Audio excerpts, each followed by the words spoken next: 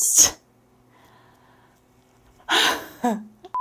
안녕하세요. 레즈 크리에이터 위드입니다. 오늘은 제가 만났던 여자 중에 가장 참을 수 없는 문제점을 가지고 있었던 여자와의 현실 연애 썰을 풀 거예요. 그리고 영상 마지막에는 제가 그런 문제점들을 어떻게 받아들였는지, 그런 과정에서 제가 어떤 성장을 하였는지도 담았으니까 꼭 끝까지 시청해주세요. Let's go! Let's go! 진짜. 아우 정말. 그럼 바로 시작할게요.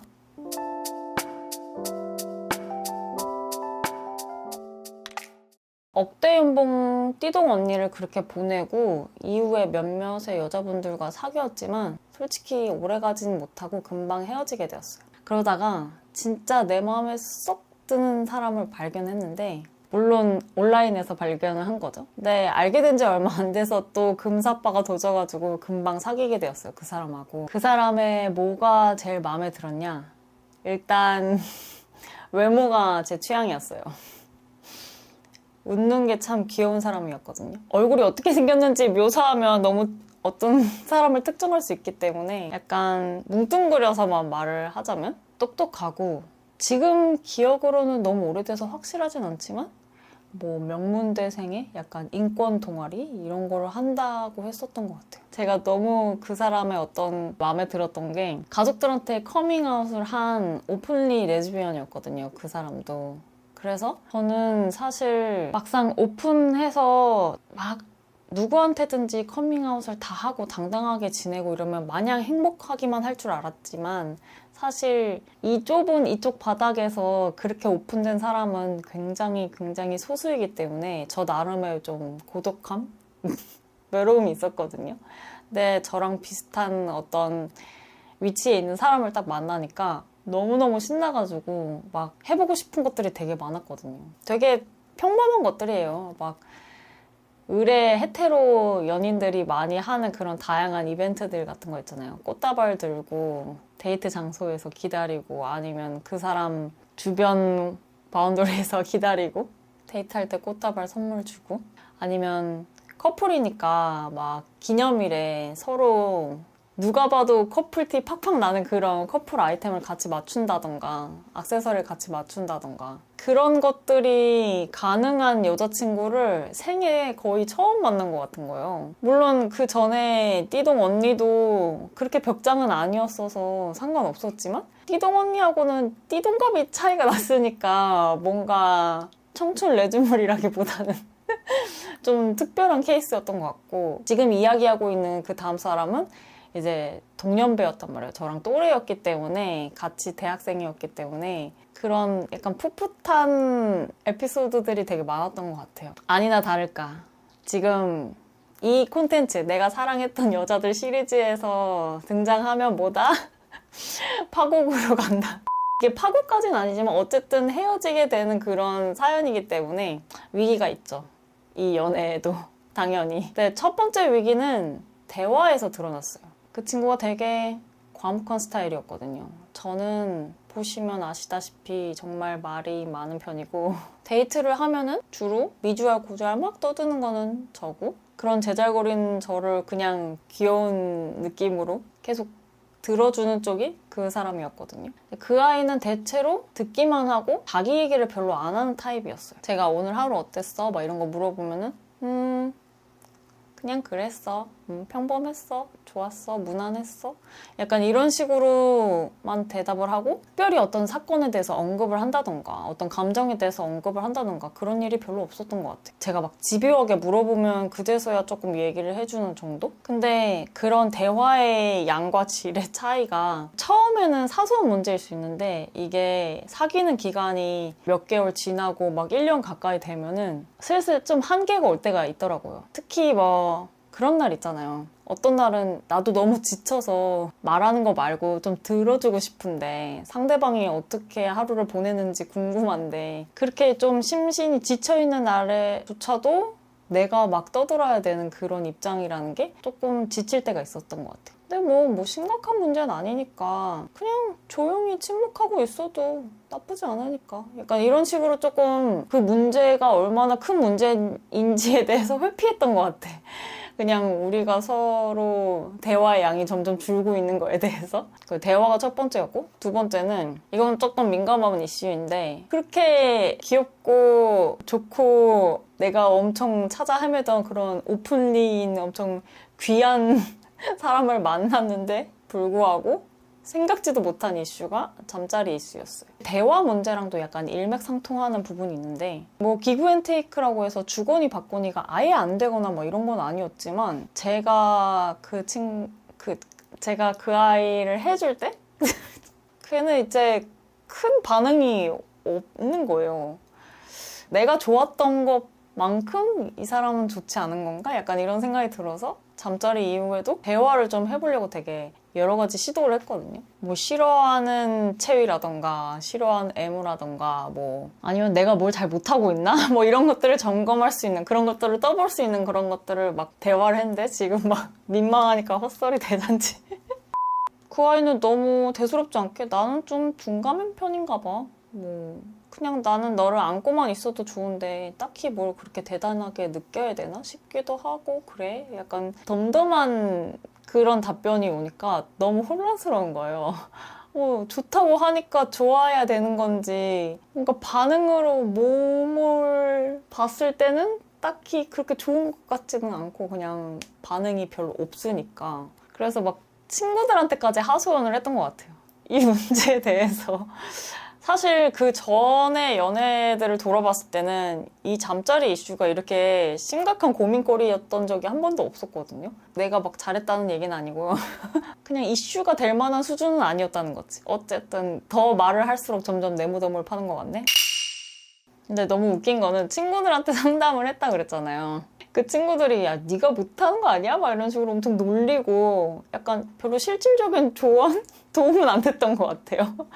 근데 그런 말을 듣고 나니까 더 의기소침해져가지고 내가 진짜 너무 못했는데 그 사람이 예의상 그냥 나쁘지 않았다고 말해주는 걸까? 막 이런 생각이 들어서 더 자신감이 없어지고, 되게 적극적이고 주도적인 편이었는데 잠자리에서, 근데 그런 것도 되게 소심해지는 거예요. 대화 같은 것들도 제가 막 적극적으로 무슨 말을 하는 타입이었고, 근데 상대방이 딱히 반응이 없고 계속 듣기만 하니까 말하다가 점점점 이렇게 약간 지친 상태? 그리고 잠자리 문제도 막 뭔가 액션을 취하려고 하고 뭔가 시도를 해보자고 하고 대화를 하고 막 이런 것들을 먼저 청하는 건 주로 저였고, 그것도 청하는 것도 한두 번이지 계속 뭔가 했는데 생각만큼 성과가 없으면 점점 이제 시도하는 빈도수가 점점 줄어드는 거죠. 새로운 것들을 시도한다던가 대화를 시도한다는 게. 그냥 얘는 이런 타입인가 보다 약간 이런 식으로 좀 체념하게 되는데, 오래 사귈수록 오래 사귀었다고 말하기도 좀 뭐하지? 한 1년 만났나? 그랬는데 그 정도 만나니까 이제 그 사람에 대해서 중요한 어떤 사실들을 많이 알게 됐어요. 어떤 사실이었냐? 우리가 좀 사람을 깊이 만나게 되면 뭐 속에 있는 얘기도 하고 가정사도 얘기하고 뭐 자기 두려운 점, 트라우마 막 이런 콤플렉스 막 이런 것도 얘기하게 되잖아요. 좀 오래 만나면. 제가 그런 것들을 유독 좋아하는 주제여서 집요하게 물어보기도 하고요. 물론 상대방이 말하고 싶지 않아 하면은 안 물어보긴 하는데 그냥 대화 주제로 그거를 훅 갖고 올 때가 있어요, 제가. 근데 알고 보니까 그 아이에게는 어린 시절에 상처가 있었는데 남동생이 있다고 했어요. 근데 그 남동생이랑 어렸을 때 어떤 안 좋은 트러블이 있는 그런 사건을 겪었는데, 그 사건에 대해서 부모님이 되게 일방적으로 그 사건을 덮어버리고 그 남동생이 잘못한 것이었음에도 불구하고 그거를 분명하게 하지 않고 누나인 네가 참아야지 이런 식으로 그렇게 넘어가 버린 거예요. 그 아이한테는 그게 너무나 상처였는지 아니면 좀 충격이었는지 이제 집에서는 자기 방문을 꼭 걸어 잠그고 생활하게 되었다고 들었어요. 밖에서 무슨 일이 있었는지 이런 것들을 집에 와서 굳이 구태여 말하지 않게 되었다고, 그런 것들을 듣게 되었어요. 약간 그런 중요한 사건에 대해서 듣게 되면 이 사람이 그런 일련의 사건들을 통해서 성격이 이렇게 형성이 되고 이런 습관이 생기고 이런 라이프 스타일이 생겼구나라는 것들을 저는 좀 이렇게 추리하고 추적하고 이렇게 딱 끼워 맞추는 걸 좋아하는데, 그게 뭐 완전히 딱 정답은 아니지만 그냥 제가 그 사람을 이해하는 방식이었던 것 같아요. 그런 사연을 들으니까 가슴이 아프면서도 그래서 이 사람이 이렇게 과묵한 스타일이고 사람이었구나. 자기 얘기를 잘 안 하고 주로 듣는 게 익숙한 사람이었구나. 그게 좀 이해가 되는 거야. 근데 문제는 그 사람이 어떤 사람인지 이해한다는 거랑 내가 갖고 있는 우리 연애 안에 이 문제는 별개라는 거죠. 그냥 여전히 그 사람하고 대화할 때 너무 나만 말하는 것 같으니까 좀 혼자 있는 듯 외로울 때가 있었고, 그리고 잠자리에서도 나만 너무 즐기고 있는 건가, 상대방은 즐기는 건가, 아니면 좋아하긴 하는 건가, 내가 그냥 떼써서 해주는 건가, 막 이런 불안이 종종 있었고. 근데 뭔가 새로운 거를 시도하자고 말하기에는 또 그 아이가 접촉에 대한 어떤 그런 것들이 나랑 다르게 느껴질 수 있겠다. 스킨십이 다르게 인식될 수 있겠다. 이런 걸 의식하다 보니까 뭔가 새로운 걸 시도하자고 말하기도 너무 죄책감이 드는 거예요. 남동생이랑 정확히 무슨 일이 있었는지는 기억이 안 나고 못 들었던 것 같아요. 그날 그런 건 물어보면 실례니까 물어볼 수가 없었고, 근데 그냥 막연하게 상상하기로는 얼마나 그게 불편했으면 그 뒤로 방문을 걸어 잠그고 살았을까, 이런 생각이 드니까 함부로 못 만지는 거죠. 이제 함부로 못 만지겠는 거죠, 이제 그 아이를. 그렇게 서서히 지쳐가던 어느 날이었어요.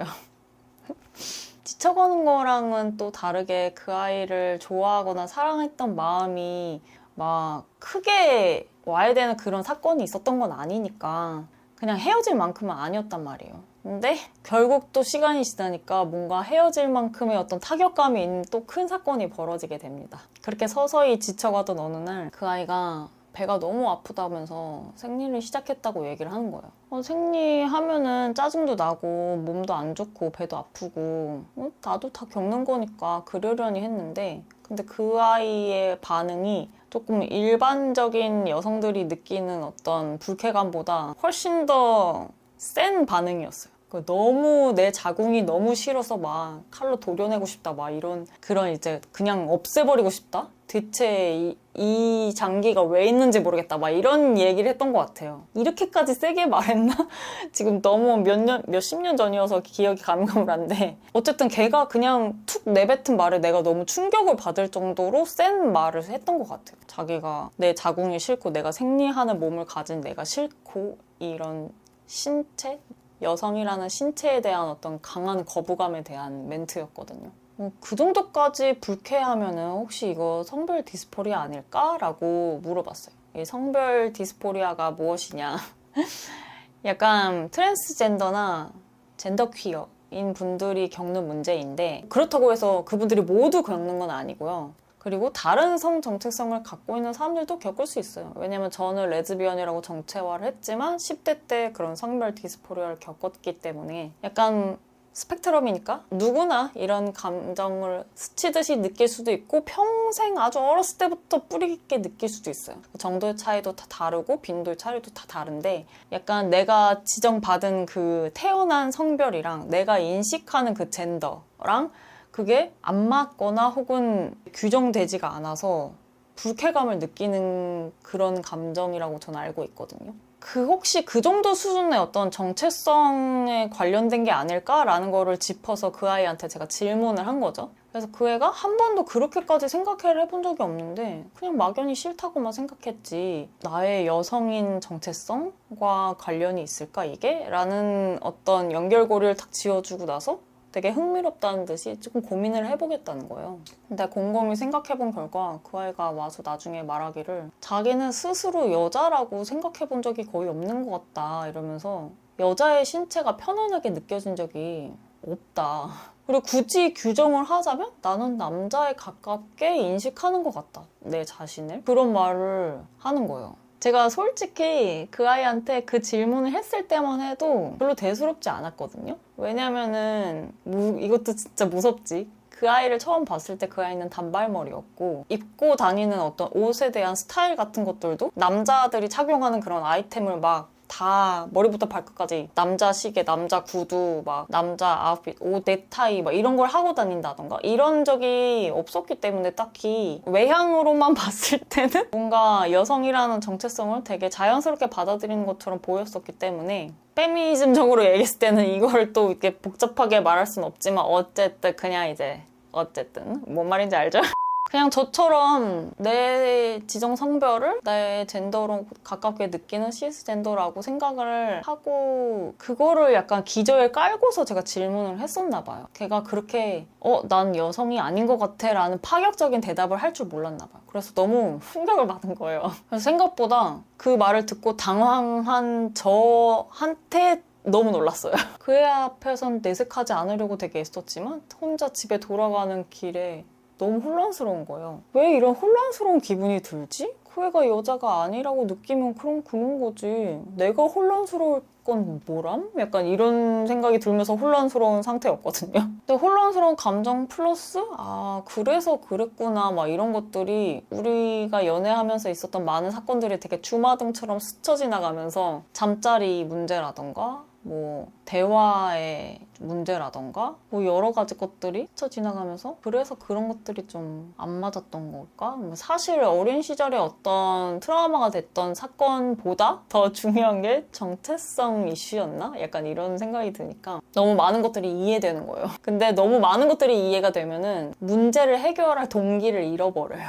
이게 무슨 말이냐? 난 분명 이 사람하고 연애하면서 불행한 어떤 포인트들이 있는데 그 포인트들이 생길 수밖에 없는 이유를 이해해버렸으니까 그걸 해결하자고 말하지 못하는 거죠. 어떻게 말하겠어요? 평생 동안 어떤 사건 혹은 자기의 내면 안에 정체성 뭐 여러 가지 이슈 때문에 과묵하게 살아온 사람한테 이제 와서 미주알 고주알 막 이렇게 제잘제잘 떠들어 달라고 부탁할 수는 없는 노릇이잖아요. 자신의 몸을 완전히 자신의 것이라고 느끼지 못하고 약간 불편함을 느끼는 사람한테 오르가즘을 잘 좀 느껴보라고 할 수는 없는 거잖아요.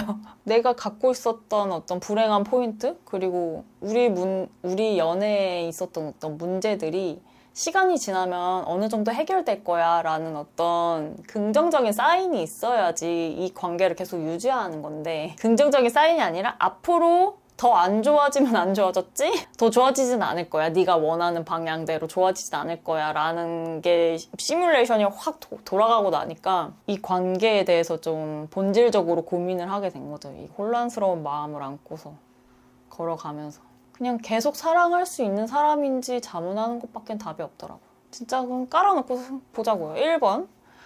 나한테는 일상적인 대화의 질이 얼마나 중요한지 물어보자. 물어보는 거예요. 2번. 나한테는 잠자리에서 나누는 상호 간의 즐거움이 얼마나 중요한지 따져보는 거예요. 근데 깊게 물어보니까 그런 것들이 너무 중요하더라고요, 저한테는. 저는 어떤 사람이냐면 하루 일과를 나누거나 일상적인 대화를 할 때 정확히 막 반반까지는 아니더라도 내가 어느 정도 삶을 공유하면 그 사람도 본인의 삶을 나한테 어느 정도 공유해 줬으면 하거든요. 뭐 그런 거 있잖아요. 요즘 무슨 고민은 없는지 뭐 재밌는 책이나 영상이나 그런 것들을 보고 뭘 느꼈는지 무슨 생각을 했는지 뭐 학교나 일터나 뭐 그런 데서 힘든 일은 없었는지 하루 중에 가장 기분 좋은 순간은 언제였는지 어떤 내일을 기대하는지 뭐 등등 이런 것들 그런 것들을 구태여 내가 조목조목 일일이 물어보지 않아도 그냥 물 흐르듯이 나한테 말해줬으면 좋겠는 거예요. 내가